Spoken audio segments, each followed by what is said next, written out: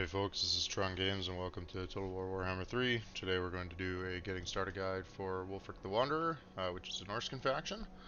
So, a few things to be aware of with the Norscan faction.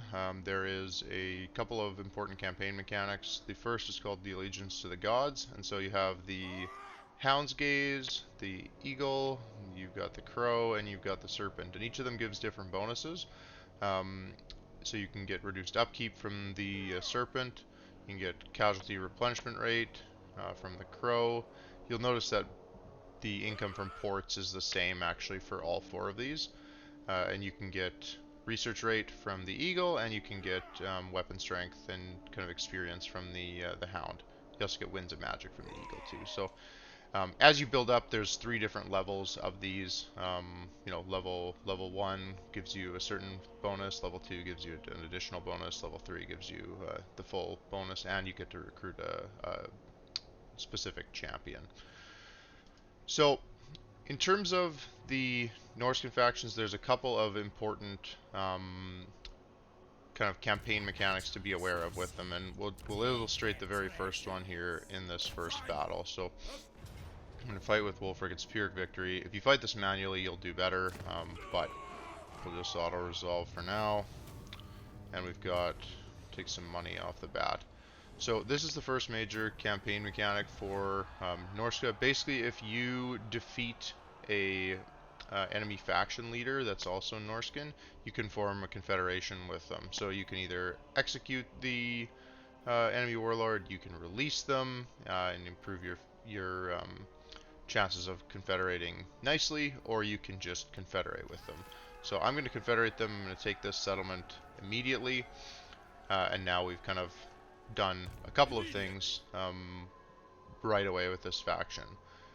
Now, in terms of Wulfrik, there's a couple of really important pieces to be aware of when you're working with your armies in the Norscan faction. And the first is basically your stances. So stances like raiding camp and just generally raiding, you can see in here that they increase several things massively. You get a huge amount of replenishment from the raiding camp. You get reduced upkeep. You get immunity to attrition. There's so many good bonuses available for this. So always pay attention to your stances. Raiding is particularly good because it reduces your upkeep by 30%, but it doesn't cost you any movement to get into it. Raiding camp actually does, and so you can actually, well, we can swap into this right away, and our income actually went up even though we're in raiding camp in our own province. It gives us a whole bunch of extra replenishment, so don't hesitate to do that. You can do this in enemy territory too, so it's really good to be aware of that. One of the things I try to do in the early game with the Norscan factions is to start leveling up regions, so I typically build the growth building here really early on.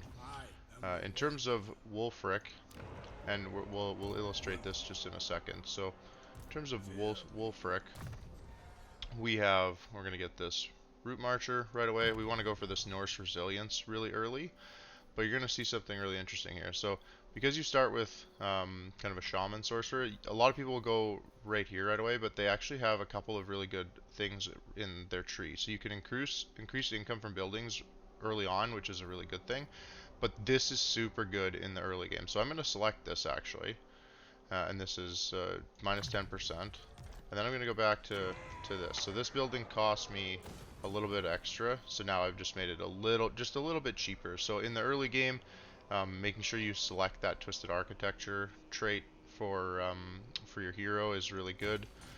Makes your buildings just that little bit cheaper in the early game. Now the nice part is too, we've got commandments available here right away as well. These also can reduce the construction costs of buildings.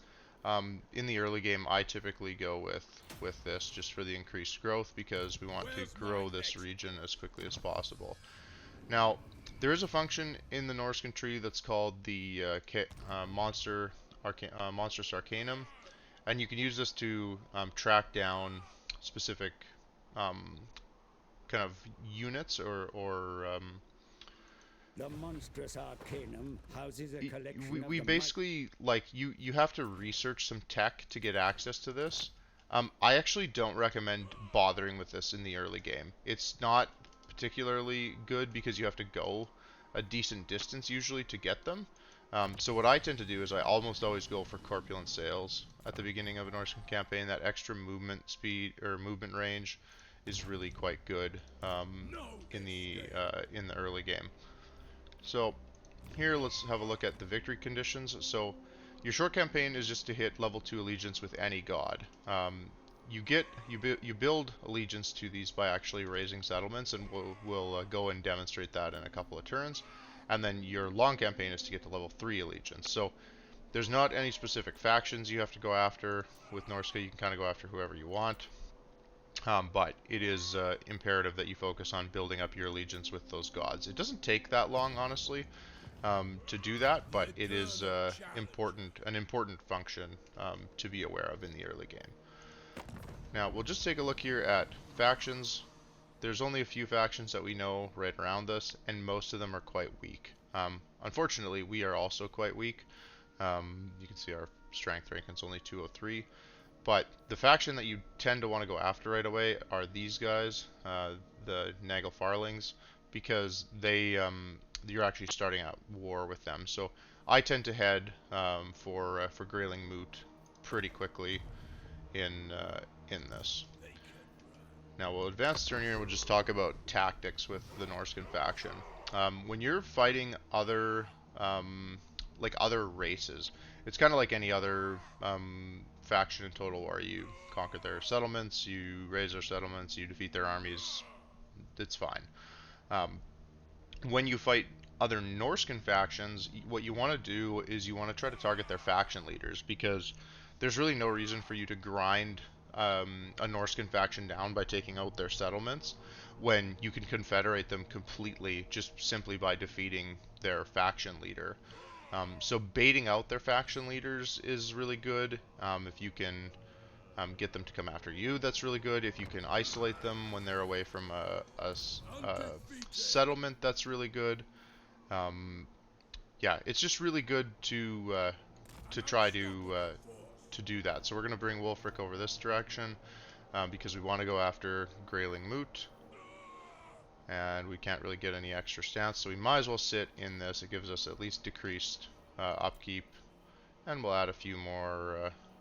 We'll add some more Marauders. It's fine because you can't really do much in the early game here. Your region just hasn't grown enough yet.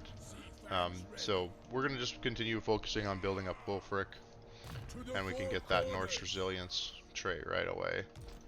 So we've got Wulfrik there. Let's take another quick look here at this. As you go through here, these guys tend to get destroyed because there's another faction that starts in this area too. Be'lakor is over here, and he tends to be pretty strong. So I tend to avoid going to the west, at least at the beginning, and tend to focus on trying to defeat the faction leader of the Nagelfarlings.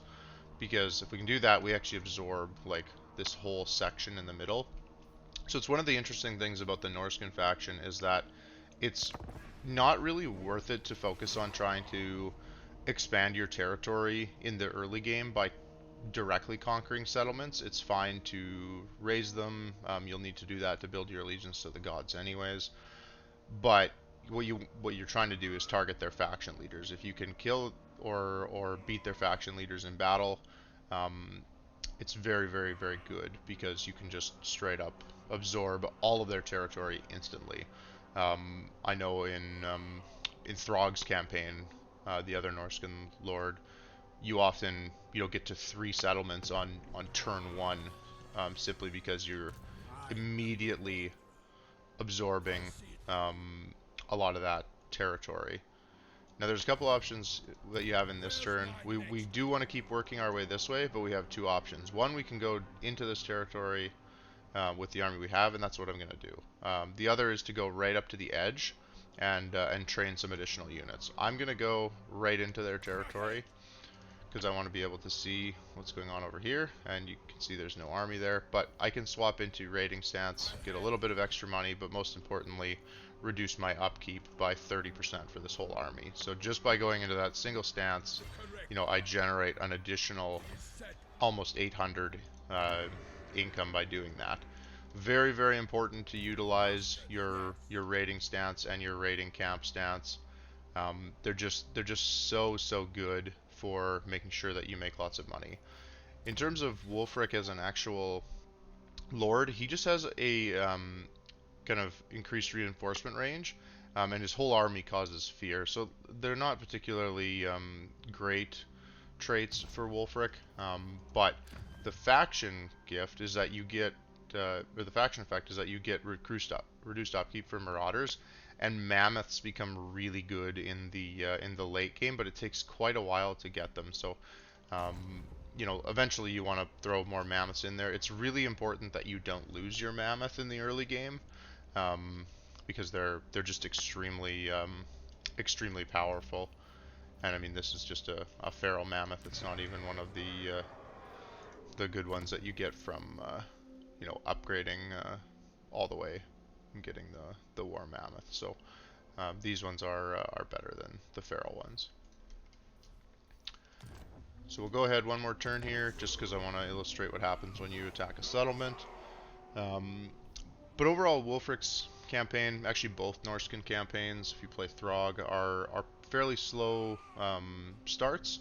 But they're slow starts because if you hit a couple of faction leaders, you can expand your territory by incredible amounts in the early game against other Norscan factions. And that's mostly what you do fight in the early game, is other Norscan factions. It does take a little while before you start to go to war with the Empire or Bretonia or any of those other ones. So the way that you check faction leaders, actually, this would be a good way to do this, is just by going to the diplomacy tab. So if I was targeting Varg, I would be looking for this guy, Sirtha Ek. Okay, so right now there are 2 lords that just showed up for the Nagelfarlings, and I don't know which one their faction leader is. Right, I'm gonna guess it's probably this guy because he's got the bigger army, but we've got this guy and we've got that guy. So what we want to do is come here and go to the Nagelfarlings, and so it's this guy, Lamont Dahl. So we want to go after him if we can.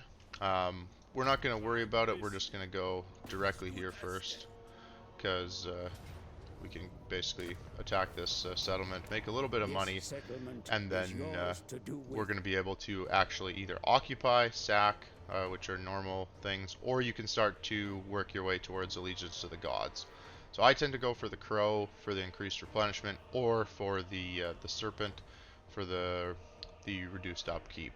So we'll raise that for the serpent, and you'll see Wulfrik is here. He's at the end of the range of March, but he's not in any danger in this turn.